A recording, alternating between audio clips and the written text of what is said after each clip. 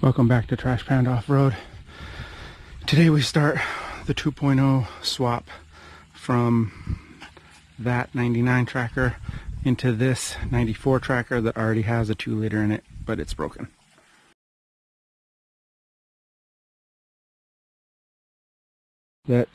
This motor blew up the timing chain back when we went with 4-Wheeler Magazine to their Overland Adventure trip.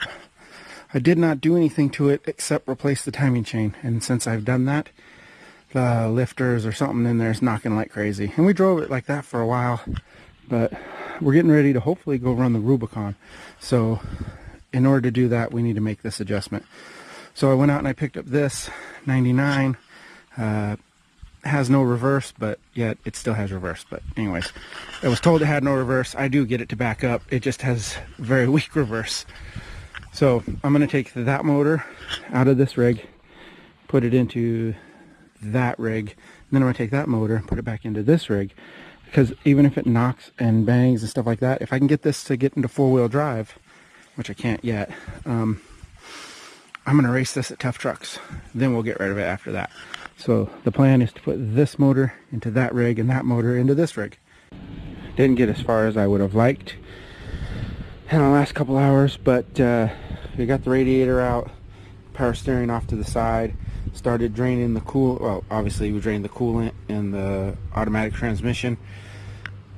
It's gonna rain tomorrow, so I think we're gonna try to push this thing inside the shop, maybe move the engine stand sideways. I don't know, we'll figure something out.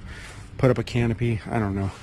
Anyways, next steps, what we're gonna try to do, what I want to do is disconnect the exhaust, the AC condenser motor.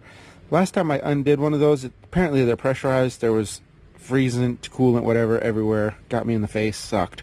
So I'm going to try to leave that together and just unhook it from the motor. My main plan here is to unbolt as much of it as I can before I actually start to unhook everything. That way I can hopefully have a better shot at remembering how everything goes together.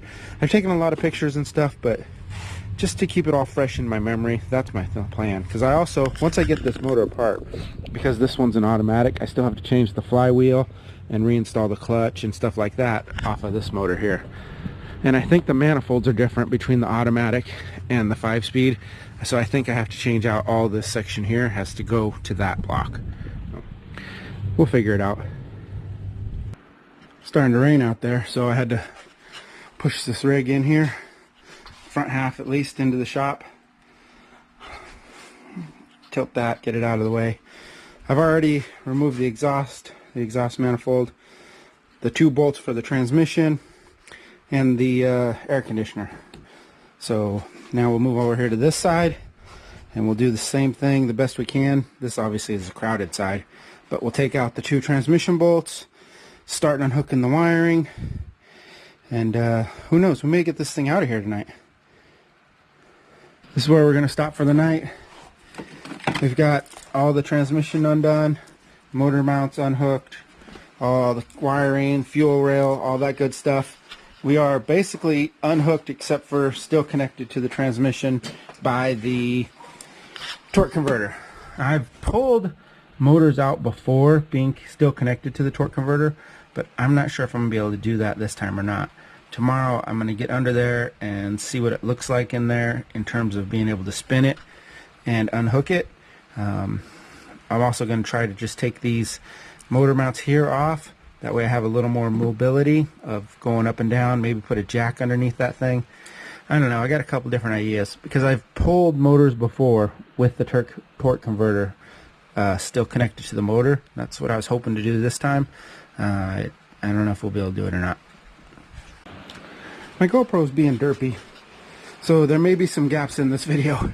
You guys saw the last video about the transmission swap I did on the trail rig, the Trash Panda.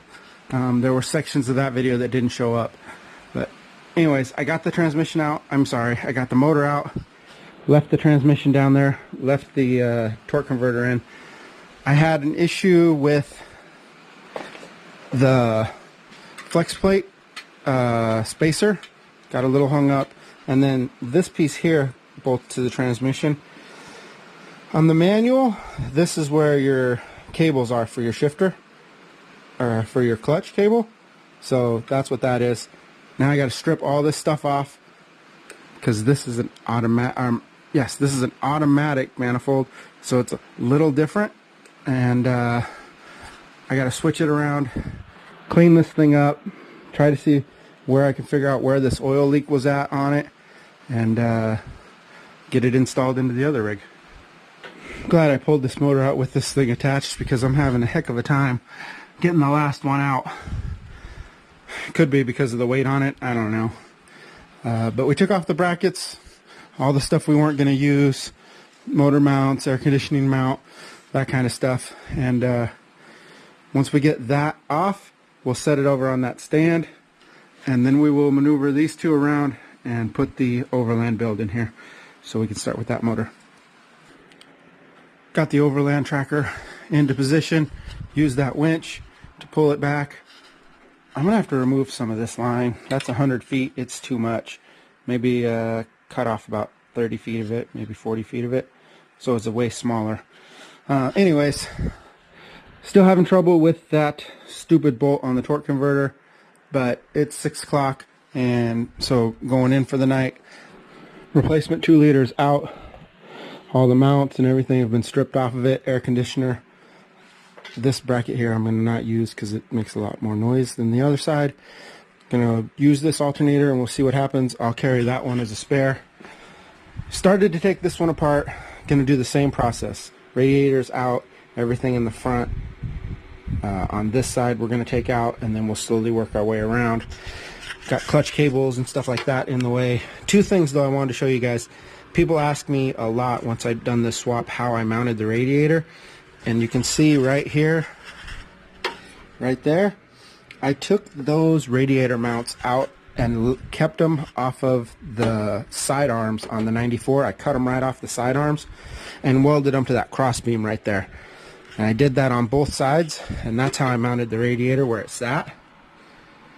And then I built tabs with, you can see I got riv nuts right here, and I built an L-shaped tab that comes out right here, and that's where the top of the radiator mounts. So that's how I mounted the 2-liter radiator in here. It does kind of sit at a little bit of a lean, but that also helps give room because you have to put a pusher fan in the front, so it all works out. Okay, I got them both matched up. I'm going to try to run this manifold. The only difference I've seen so far is I plugged this on that one because the plug was on this one. So I've gotten everything from the back off. I have a guy who's supposed to be bringing me the tool, the alignment tool, but since I got this far, I figured I'd show you guys a couple things. Inside right here, that's the pilot bushing. You order that through Trail Tough to make sure that it lines up down there, because that thing is way thinner on the first generation transmissions. So I'm gonna have to get that out and put that in here.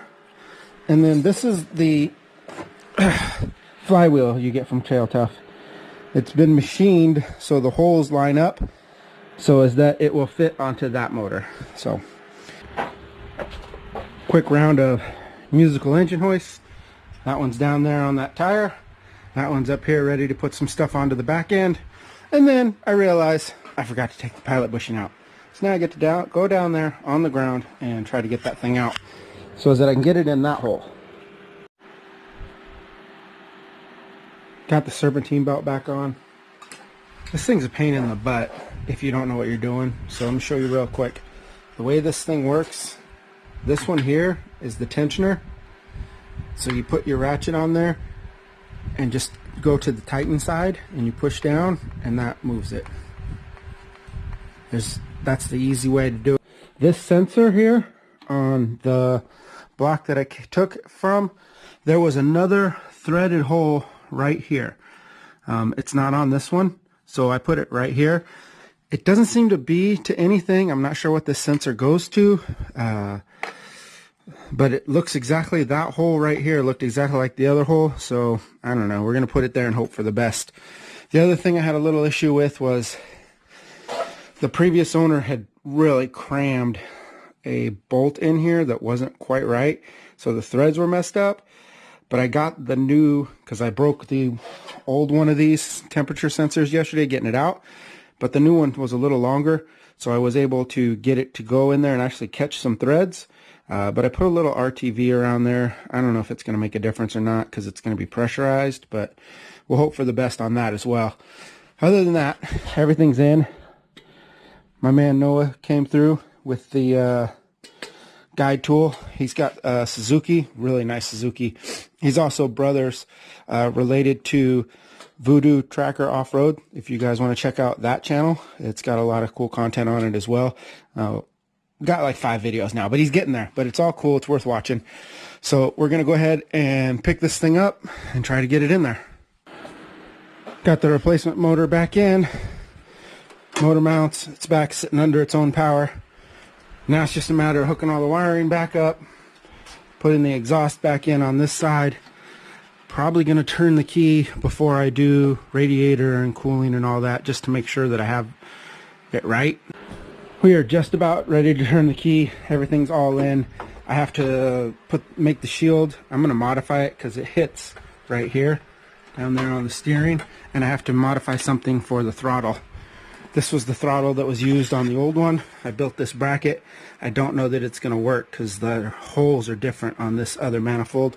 And here is the heat shield. This is where it hits on the steering, so I'm just going to cut that section off and throw it back on.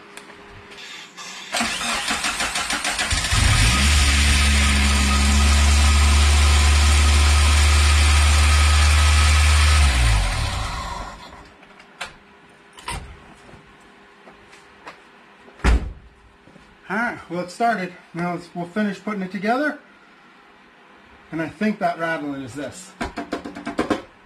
We'll find out. I have it in, I have it running. I had to adjust the idle to get it to stay down around 800. When I first fired it up, there was an issue though, because this one right here was not plugged in all the way. It's the idle air control, maybe what that says. It's a little faded out, but when you get your Trail Tough wiring harness, they label everything. So that's plugged in now. It dropped the idle back down to where it needed to be, and then I fine-tuned it a little. Thanks for watching, guys.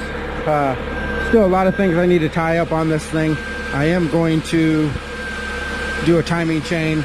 I'm hoping that I'll be able to drive this rig down to ZukiCon on the Rubicon, which will probably already have happened by the time this video comes out. So wish me luck. Follow along Trash Panda Off-Road on the Instagram, then you'll know for sure what's happening every day. I appreciate you guys watching. Subscribe to the channel.